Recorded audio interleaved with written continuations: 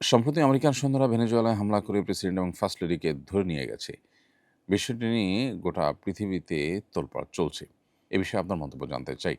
প্রিয় দর্শক, এ বিষয় নিয়ে অন্য ১০ জনের মন্তব্যের চাইতে আমার মন্তব্য কোনো ব্যতিক্রম বা ভিন্ন কোনো মন্তব্য নয়। ভেনেজুয়েলার প্রেসিডেন্টকে ধরে নিয়ে যাওয়া হয়েছে, তার ব্যাপারে নানান নেগেটিভ মন্তব্য আছে। সে দেশের মানুষ তার উপর অসন্তুষ্ট, তিনি বলপূর্বক তাদের উপরে শাসন কার্য পরিচালনা করছেন, বামধারার রাজনীতিকরণ ইত্যাদি, ইত্যাদি। তার ভিতরে অনেক নেগেটিভিটি থাকতে পারে। কিন্তু তাই বলে আরেক দেশের প্রেসিডেন্ট বা আরেক দেশ থেকে সৈন্যরা হামলা করে একটা দেশের প্রেসিডেন্টকে তুলে নিয়ে যাবে, এটা বোধহয় পৃথিবীর ইতিহাসে ১ম ঘটেছে।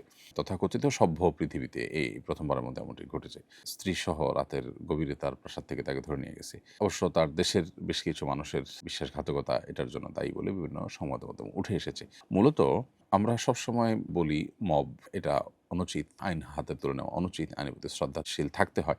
এখন কোনো কারোর ব্যাপারে যদি অভিযোগ হয়, অভিযোগ হলে তাকে পুরো নিয়মতন্ত্র, আন্তর্জাতিক আইন কোনো কিছু না মেনে যদি তাকে তুলে এনে যা খুশি তা করা যায়, আমার মনে হলো আর আমি ধরে নিয়ে আসলাম, এর বিচার শুরু করে দিলাম। তাহলে এটা যদি জায়েজ হয় বা এটা যদি বৈধ হয়, তাহলে সেক্ষেত্রে মবে কি দোষ করেছে? তাহলে কি ব্যাপারটা এরকম যে যারা শক্তিশালী, যারা পাওয়ারফুল তাদের জন্য আইনের প্রতি শ্রদ্ধা এগুলোর কোনো দরকার নাই? আদতে তাই, বাস্তবে তাই। বর্তমান বিশ্ব পরিস্থিতির আলোকে সেটাই চলছে মূলত। অর্থাৎ যে সমস্ত মুখে আমরা নীতিবাক্য শুনে থাকি, স্লোগান শুনে থাকি অনেক সুন্দর, সুন্দর, এগুলো বেশিরভাগই মুখরোচক। এগুলো বেশিরভাগই প্রতারণা। কখনো গণতন্ত্র, কখনো অধিকার, কখনো শান্তি রক্ষা ইত্যাদির নামে পৃথিবীতে সক্ষমতা আছে যাদের, সেই পাওয়ার আছে, তারা লুটতরাজ করা, অন্যদের সম্পদ দখল করা, সাম্রাজ্যবাদ বিস্তার করা, মাস্তানি করা, এটাই মূলত চলছে। বাকি লোকগুলো আসলে সহজ সরল বা তাদেরকে একরকমের বলতে পারেন বোকাশোকা বানিয়ে রাখার একটা প্রচেষ্টা চলছে। এটা এখন ওপেন সিক্রেট। কিন্তু দুর্ভাগ্যজনক বাস্তবতা হলো যে বেশিরভাগ মানুষজন, পৃথিবীতে আমরা যারা বসবাস করছি, আমরা এই জিনিসটা বোঝার চেষ্টা করি না।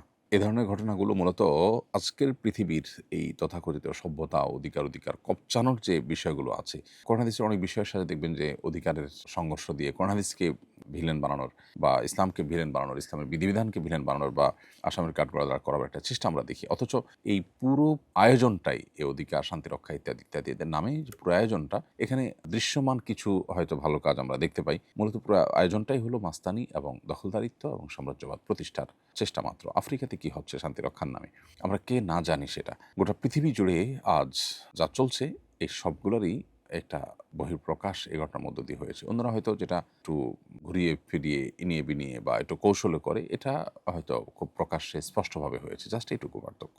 তো পৃথিবীর মানুষের জন্য আসলে ইসলামী যে সমাধান, অন্য কোনো বিষয়ে যে অন্য কোনো ইজম বা মতবাদে বা অন্য কোনো ধারণা পৃথিবীতে প্রতিষ্ঠিত হওয়ার মাধ্যমে মানুষের যে শান্তি প্রতিষ্ঠিত হবে না, প্রকৃত অধিকার প্রতিষ্ঠিত হবে না, সেটা এই সমস্ত ঘটনার মধ্য দিয়ে আবারও পরিষ্কারভাবে বুঝে আসে। জাতিসংঘের মতো এরকম একটা প্রতিষ্ঠান যদি এ ধরনের একটা ঘটনা যদি কার্যকর পদক্ষেপ নিতে না পারে, তাহলে এই সমস্ত প্রতিষ্ঠানের আসলে কার্যকারিতা কতটুকু, সেটা যথেষ্ট প্রশ্ন করবার সুযোগ আছে। আমাদের ভুলে যাওয়া উচিত হবে না যে শতাব্দীর সবচেয়ে ভয়াবহতম বর্বরতা ফিলিস্তিনবাসীর উপর চলছে। সেটা ভেনেজুয়েলার তুলনায় অনেক বেশি, অনেক ভয়ঙ্কর। অথচ সেটাকে আমরা দেখে না দেখার ভান করছি এবং গোটা পৃথিবীর মানুষের কাছে সহনীয় হয়ে গেছে। যারা করছে, গোটা পৃথিবীর চারপাশ থেকে একটা নরক তৈরি করে একটা এলাকাকে সম্পূর্ণ মাস্তানি এবং গায়ের জোর থেকে যা খুশি তা করার চেষ্টা চলছে এবং সেটাকে পৃথিবীর শক্তিশালী দেশগুলো বিভিন্নভাবে সমর্থন করে যাচ্ছে। এখান থেকেও কি তাদের আসল রূপ, তাদের প্রকৃত চেহারা প্রকাশ পায় না? আল্লাহ তাআলা আমাদেরকে হেদায়েত দান করুন এবং বোঝার তৌফিক দান করুন। আমার স্বামী সুদভিত্তিক কার্যক্রমের সাথে জড়িত। তাকে এই বিষয়ে ইসলামের নির্দেশনা জানিয়ে সতর্ক করলে বলেন, সুদের এই বিধান তখনকার সময়ের সুদের জন্য প্রযোজ্য ছিল, এখনকার সুদের জন্য এই বিধান প্রযোজ্য নয়। তার এই দৃষ্টিভঙ্গির কারণে কি ঈমানের সমস্যা হবে? প্রথম কথা হলো, তার এই দৃষ্টিভঙ্গি পুরোই ভুল এবং তিনি বিভ্রান্তির মধ্যে আছেন। সুদের ২ টি প্রকার স্বীকৃত। সেটির একটি হলো রেবান নাসিআহ, আরেকটি হলো রেবাল ফজল। অর্থাৎ নির্দিষ্ট কয়েকটি পণ্য বিশেষ কারণের ভিত্তিতে সেগুলো একটি অপরটির বিনিময়ে যখন কেনাবেচা হবে তখন কম বেশ করে দেওয়া, এটা সুদ। আবার আরেকটা হলো যে লোন নিয়ে সেটা পরবর্তীতে অতিরিক্ত টাকার বিনিময়ে সেটার পরিশোধ করানো বা সেটা আদায় করা, এই চুক্তিতে লোন দেওয়া, সেটা সুদ। সেটাকে বলা হয় রেবা নাসিয়া। এই রেবা নাসিয়া বা রেবাল ফজল উভয় প্রকার রেবাই রেবা, উভয়টাই সুদ। এ ব্যাপারে সারা পৃথিবীতে উল্লেখযোগ্য স্কলারদের কোনো মতপার্থক্য নেই। নবী করিম সাল্লাল্লাহু আলাইহি সাল্লামের সময় রেবাল ফজলের প্রচলন খুব বেশি ছিল, এটা ঠিক। কিন্তু রেবান নাসিআহ যেটা, সেটা সম্পর্কে সুস্পষ্ট বিভিন্ন রেওয়ায়েত রয়েছে এবং ওলামায়ে কেরাম এ বিষয়ে একমত অলমোস্ট। একজন সালাফ বলেছেন, কুল্লু কারদিন জাররা নাফআন ফাহুয়া রিবা, যে লোন এর বিনিময়ে কোনো সুবিধা নেওয়া হয় সেটি সুদ। তাহলে রিবার মধ্যে এই লেনদেন যে অন্তর্ভুক্ত সেটা এখান থেকে একেবারে পরিষ্কার। অথচ তিনি যখন এটি বলেছেন, সে ইসলামের সোনালী যুগের স্বর্ণ মানবদের একজন, তখন এই ব্যাংকিং সিস্টেম চালু হয়নি। তাহলে বোঝা গেল যে বর্তমান যে ব্যাংকিং সুদ আছে, ব্যাংকিং যে লেনদেনে যে সুদ আছে, এই সুদের লেনদেন এটাও হারাম। এটাকে হালাল মনে করবার কোনো কারণ নেই। বরং এটিকে হালাল মনে করলে কুফুরের আশঙ্কা পর্যন্ত আছে। তিনি রিবাকে অস্বীকার করছেন কিনা বিষয়টি সে পর্যন্ত গড়াতে পারে। সেটা অবশ্য ব্যাখ্যা সাপেক্ষ বিষয়। তো এইজন্য এ ধরনের বিশ্বাস থেকেই বেরিয়ে আসতে হবে। এটা সঠিক কোনো বিশ্বাস নয়। বরং সৌদি আরবের সাবেক গ্র্যান্ড মুফতি শেখ আব্দুল আজিজ বিন আব্দুল্লাহ বিন বাজ রহমতুল্লাহি আলাইহ, তিনি বলেছেন যে বর্তমানে যে ব্যাংকিং সিস্টেমে যে সুদ এর লেনদেন হয়ে থাকে, এর মধ্যে রিবান নাসিয়া, রিবাল ফজল ২ টাই আছে। ২ টারই উপস্থিতি এখানে আছে। টাকাটা মূলত স্বর্ণেরই একটা রূপ।